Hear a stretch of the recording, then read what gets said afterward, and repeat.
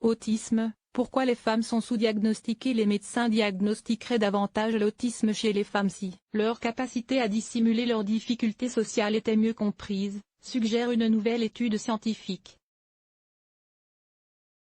Si les femmes autistes sont généralement diagnostiquées plus tard que les hommes, et que les hommes sont plus affectés que les femmes, 3 à 4 garçons pour une fille selon les estimations, ce serait surtout parce que les fillettes, jeunes filles et femmes autistes seraient plus susceptibles de dissimuler leurs symptômes.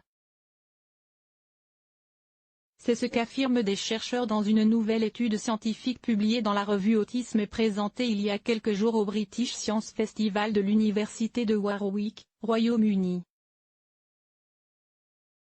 Les scientifiques ont ici étudié les résultats d'un sondage en ligne portant sur les différences entre les en matière de camouflage social chez des adultes autistes et non autistes. Ils ont alors constaté que les femmes autistes étaient plus susceptibles de camoufler leurs difficultés sociales que les hommes autistes. Aucune différence n'a en revanche été constatée entre hommes et femmes ne présentant pas de traits autistiques. Sous sa forme la plus complexe, le camouflage social implique l'adoption d'un personnage. Chez les femmes en particulier, cela peut se traduire par l'observation d'autres femmes qui semblent populaires, et la copie de leur gestuelle ou de leurs vêtements, a souligné le Dr Will Mandy, co-auteur de l'étude. Toute personne qui est au fait sur l'autisme ne sera pas surpris de ces résultats, a commenté Anna Hayward, chercheuse, dans le domaine de l'autisme chez les femmes, au sein du King's College de Londres, interrogée par The Guardian. Nous constatons que les traits autistiques de beaucoup de filles ne sont pas repérés ou reconnus, de la même façon que le sont les traits autistiques des garçons à l'école.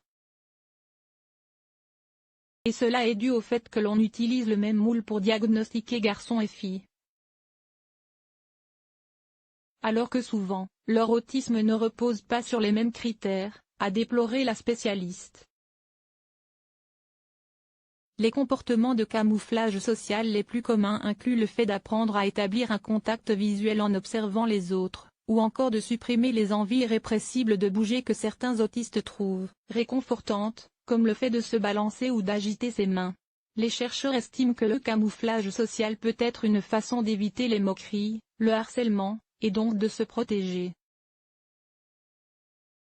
Avec cette étude, les chercheurs veulent inviter les médecins à mieux diagnostiquer l'autisme chez les femmes, pourquoi pas en incluant le camouflage social comme un éventuel critère de diagnostic supplémentaire. Source: The Guardian.